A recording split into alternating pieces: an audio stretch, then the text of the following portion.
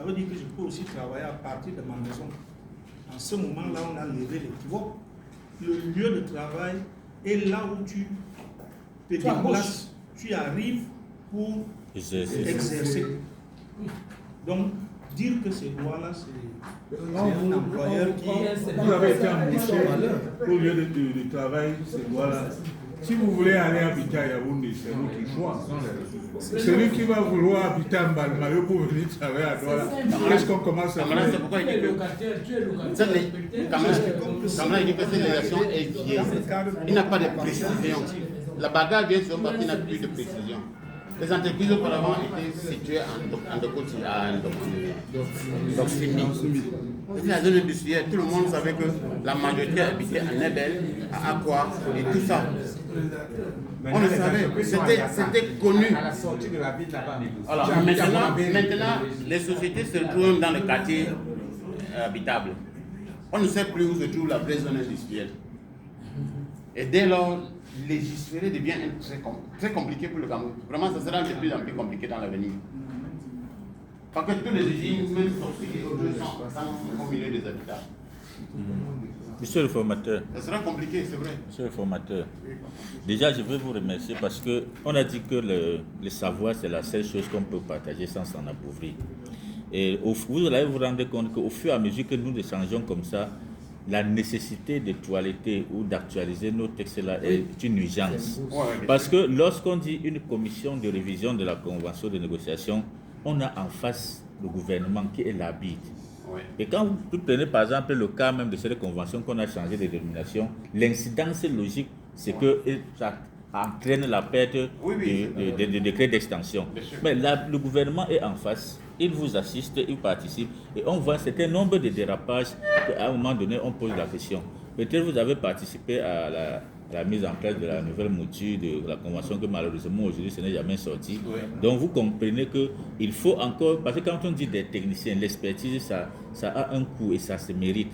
Vous allez donc vous rendre compte qu'il faut revoir ces choses-là avec des gens qui comprennent exactement de quoi il s'agit. On actualise pour éviter. Parce que quand vous parlez de prime de logement, indemnité de logement, effectivement, on voit des petites nuances là comme ça. Mais lorsqu'on connaît avant d'adopter une, ensemble, on peut dire arrêtons ceci et que désormais l'autre. Vous voyez un peu. Ça rejoint ce que je disais dans quand on arrive dans la convention collective, on veut parler des primes de logement. Il faut bien repréciser ce que ça veut dire. Mais il faut déjà connaître. Pour que ça ne crée pas la confusion avec l'indemnité de logement. Parce qu'il y a tout le bagage sur le terrain pour ça. Tu ne trouves pas la bagarre maintenant parce que tu n'es pas encore déplacé. Quand tu te déplaces, tu te rends compte qu'on a détermination pour ta prime de logement. Et quand tu vas voir l'indemnité de logement un peu plus élevée que la prime de logement, mais ce sont tes droits que tu as abandonnés. Parce que ça n'a pas la même source. L'autre, c'est la source conventionnelle qui est la négociation. Et sa nature, c'est de t'encourager à entretenir la maison. L'autre, la source est une source réglementaire. Et sa nature, c'est de te réparer le droit. On est ensemble. Bombarder, c'est vrai. Alors, licenciement. L'indemnité est versée suivant le tableau de ancienneté, machin, on peut aussi changer en disant que l'indemnité de licenciement est calculée sur le salaire de base majorité de la prime d'ancienneté CDD. Le minimum fixe pour fixer d'accord parti. On dit que c'est fixé d'accord parti. Le parti important, c'est qu'il faut fixer ça d'accord parti. Parce que ça, on fixe dans le la convention collective, c'est sur le minimum. Il faut qu'on vous donne la possibilité d'aller fixer ça dans le minimum. Et quand, par exemple, de certaines entreprises ici, ils ne payent pas la convention collective. Ils ont grossi ça. Ils sont au-delà. Oui, ils sont grossis ça. Ils sont grossis. Tu ne peux pas aller appliquer tes conneries là à la semaine, ça ne marche pas. Ça fait, tu vas enlever 15%, ça n'existe pas. Quand tu pars, tu prends le panier. Tu prends un panier pour porter l'argent.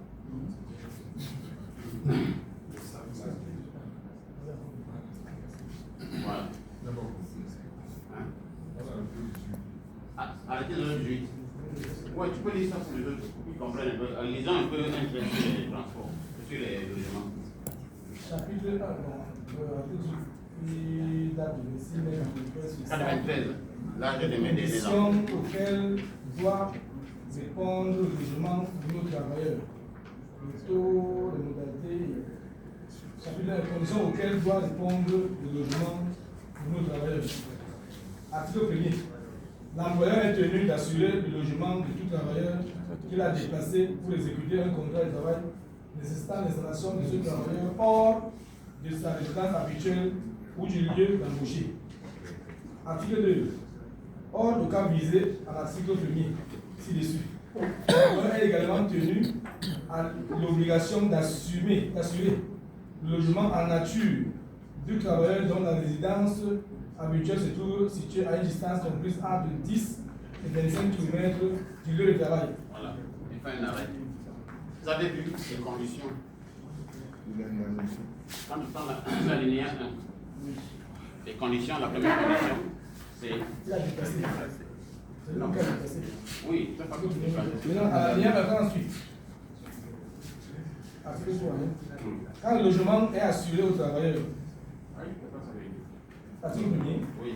L'employeur est tenu d'assurer le logement de tout travailleur qu'il a déplacé pour exécuter un contrat de travail nécessitant l'installation de ce travailleur hors de sa résidence habituelle du lieu Ou où l'embauche. hors du lieu. Ça fait deux critères. Hors du lieu d'embauche. Hein? Ou hors du lieu de signature du contrat. Si c'est hors de l'embauche. Voilà. Embauche. Parce que là, non. C'est hors de l'embauche. Embauche. Hors de l'embauche, c'est ici. Non, là, ça dit que l'installation du travailleur hors de sa résidence habituelle ou du lieu D'embauche. C'est ça que je voulais vous faire comprendre la nuance. La résidence. La résidence habituelle ou là où on l'a embauché. Oui. Et très souvent, vous ne comprenez pas la nuance dans cette bagarre. Là, ici, là, je pense que ça concerne beaucoup plus de cas de travailleurs que l'employeur met en mission ou bien met en affectation. 10 km. La mission à 10 km. C'est quoi 10 km? C'est deux choses. Là, il y a le paragraphe qui vient. Là-bas, c'est deux choses. Ce n'est pas les 10 Les gens peuvent habiter dans les plantations, on habite on a dans déplacé le lieu dans sa d'embauche. résidence habituelle. Première des choses, on le déplace comme affecté et non pas en mission. En mission pour le loger dans un hôtel ou bien dans une maison de passage. C'est une résidence. Non, C'est un logement, c'est un logement. parce que la condition, c'est qu'on te déplace avec ta famille. Parce que derrière le logement, il y a le transport. Derrière le logement, il y a le transport. Le ménagement, quoi. Oui, et le déménagement en plus. Il y a le transport et le déménagement. C'est pas c'est deux, c'est des choses différentes. Tu peux transporter ma famille et laisse mes bagages ici, arrive et achète ailleurs. Mais le déménagement, on va encore chercher un bus pour porter tes bagages. Et donc, la condition qu'il voulait qu'on retienne ici, c'est ton lieu de résidence ou le lieu d'embauche. Mais il faut que vous soyez regardant là-dessus. Le lieu d'embauche n'est pas toujours forcément le lieu de résidence.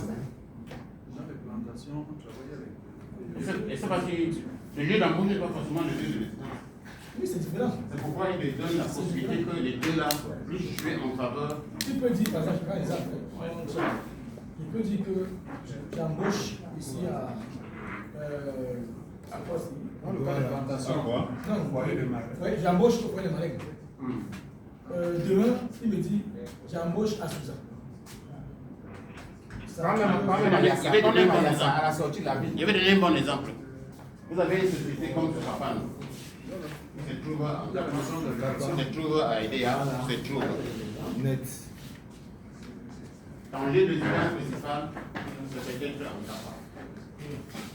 Il s'embauche là-bas pour aller travailler à l'autre, à Douala, par exemple. Ça va te poser le problème de lieu de résidence. Dans la résidence, c'est là-bas. Mais tu vas venir finir ton contrat à Douala, parce que c'est la direction générale. On t'a dit que. Sauf que ça me coupe. Dans ce cas, il a l'obligation, parce que là, il y a aussi un problème de transport, parce qu'il doit travailler là-bas, mais je vais dormir aussi. Non, le problème Parce que ça veut dire qu'on va dormir. C'est pour ça qu'on parle de déplacement. C'est là, parce que là maintenant, je suis à Kapa, où j'habite, je m'embauche là-bas.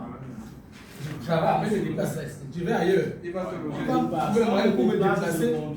Il va te loger, ça c'est bon. Le contrat. Là, c'est ça. Bon, je dis, On le dit lieu d'embauche, c'est le lieu de signature du contrat. non, on regarde sur le texte, alors sur le texte. Mais c'est Quand déjà on parle de l'embauche, Camarade président, c'est déjà bon. Il t'a déplacé de ton lieu habituel de résidence. Ça c'est déjà bon. Il va s'occuper de ton déplacement. justement, C'est pas de problème. Il t'a déplacé. C'est pas Il est conscient qu'il te déplace. Là, il faut être conscient. Il est conscient qu'il te déplace. Là, c'est bon. oui, c'est ça que là, c'est la première qui est tenu. Maintenant, il est aussi tenu. Lorsque tu habites à une distance, non, même si tu as embauché, là, on ne prend pas de l'embauche, on ne prend pas de l'embauche. Tu habites à, comme de résidence habituelle. à Il t'a déplacé. de 25 km. Il faudrait que c'est là où se trouve le grand hic. Mais c'est pourquoi j'ai expliqué, je continue à expliquer que en 93, quand il ramène cette pièce de 67, c'est parce que vous appartenez à SNI. Aucun employeur ne doit accepter personne. Et nous ne pouvons pas défendre. Parce qu'aujourd'hui, ils ont trouvé d'autres astuces.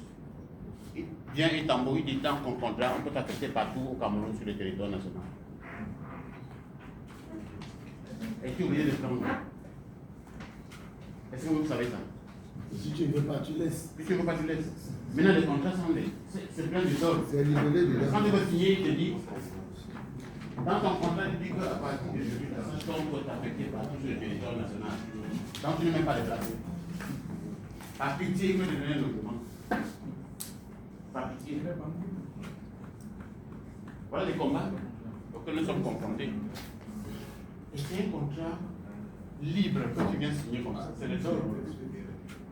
Je connais un employeur local qui a oui, en Afrique. Tu travailles au Cameroun, tu t'envoies peut-être au Congo travailler. Il te fait démissionner ici au Cameroun. Tu arrives au Congo, on te réembauche là-bas. Voilà le dog. Et ça marche. Parce que c'est des Tu fais ton ancienneté d'ici. Il faut travailler Je les ne sais pas textes. comment il fait. Il faut répéter tout ça pour Tu travailler. arrives là-bas, on te réembauche. Et là-bas, tu es nouveau. Oui.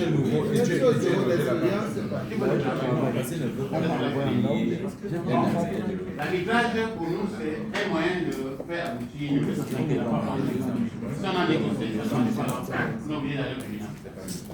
Et en ce moment-là, le juge va s'engager en droit et en équité. C'est-à-dire, il va essayer de voir par rapport à la loi, qu'est-ce que tu as abusé.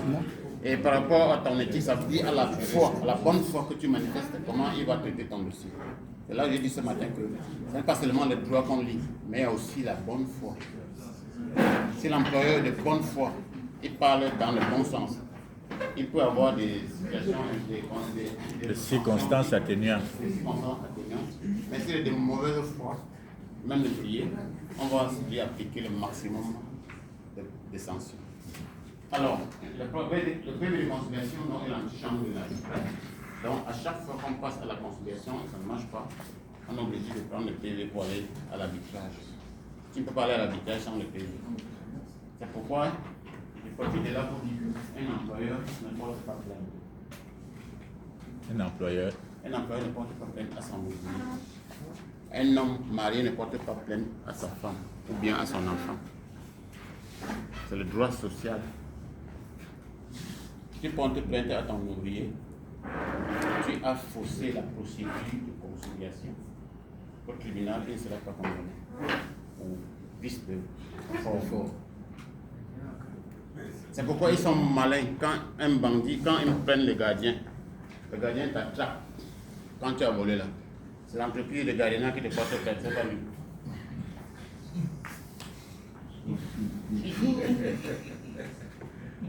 Si ton employeur te porte plainte vrai là, dans sa main d'avocat, il va perdre. Parce qu'il n'est pas passé par la procédure de conciliation. Et la deuxième manière de t'avoir, c'est quoi? On amène à la conciliation. Tu as vidé la caisse de l'État, on dit, de l'entreprise. On dit, accepte que tu vas rembourser. Si tu retournes au travail, on te flatte. Si tu tentes d'accepter que tu as pris, lui, il va pas signer l'accord, le PV de conciliation. Et comme on va faire signer ça au tribunal, pour mettre le sceau d'exécution. Arrivé au tribunal, le procureur va venir te chercher à l'entreprise. Il y a un voleur qui est caché ici. Est-ce que vous comprenez ce que ça veut dire? Il y a une nuance. Tu as un problème avec ton employeur. Il t'amène à l'inspection du travail parce que tu as volé l'argent dans sa caisse. Arrivé là-bas, on te frappe, dit que lui, tu as pris pour que tu rentres remboursé. Si même un accord que tu vas rentrer, on va couper son salaire. Le fait que tu acceptes que tu as pris là, vous savez que tous ces papiers-là, pour les valider, on amène au tribunal. Arrivé au tribunal, le procureur prend. Il s'entend avec le procureur, on te récupère. Pendant que tu travailles, il vient te chercher. Allez-y. Tu viens voir, tu viens. Ça fait signer que tu as volé ça. C'est un coup fini. N'est-ce pas lui qui t'a envoyé là-bas? C'est là où tout commence. Est-ce que c'est facile à comprendre? Ça veut dire que là-bas, tu devais se marrer. Donc, quand vous allez à l'inspection, si vous avez volé, on vous désigne de rembourser devant lui là. Il faut faire le juge. Tu as commencé à faire le juge, il a fait le juge jusqu'au bout. Promoteur. Oui, lors de la conciliation, on a souvent l'habitude de marquer la partie la plus diligente. Oui. Alors, s'il a dit qu'on parle de la partie la plus diligente, que c'est le patron lui qui savait qu'il est diligent, il t'amène. L'arbitrage. Oui, non, en fait, t'amène à la conciliation de l'inspecteur du travail. Mais si maintenant, on arrive sur l'inspecteur du travail, et puis le procès d'état de non-conciliation est fait. L'inspecteur envoie.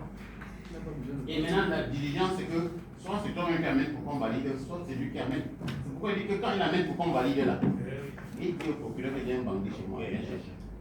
Mais si c'est un cas qui n'est pas le non, j'ai pris un exemple extrême. J'ai pris un cas extrême. Si c'est un cas de replacement. Il faut se méfier avec